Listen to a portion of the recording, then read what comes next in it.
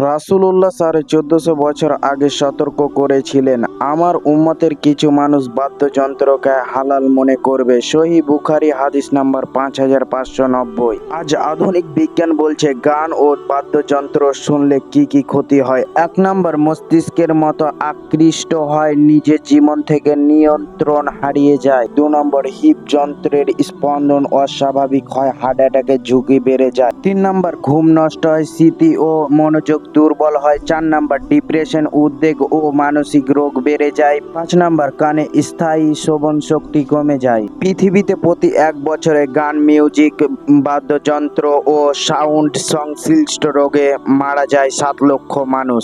রাসূলুল্লাহ যেমন বলেছিলেন গান শুনিও না, আজ আধুনিক বিজ্ঞানও বলছে গান বাদ্যযন্ত্র এতে ক্ষতি ছাড়া লাভ কিছুই নাই। রাসূলুল্লাহ যেটাকে খারাপ বলেছে বিজ্ঞান আজ সেটাকেই খারাপ বলছে। বিজ্ঞান ও কোরআন, হাদিস, সায়েন্স রিলেটেড ভিডিও দেখতে চাইলে চ্যানেলটাকে সাবস্ক্রাইব করে লাইক করে দাও।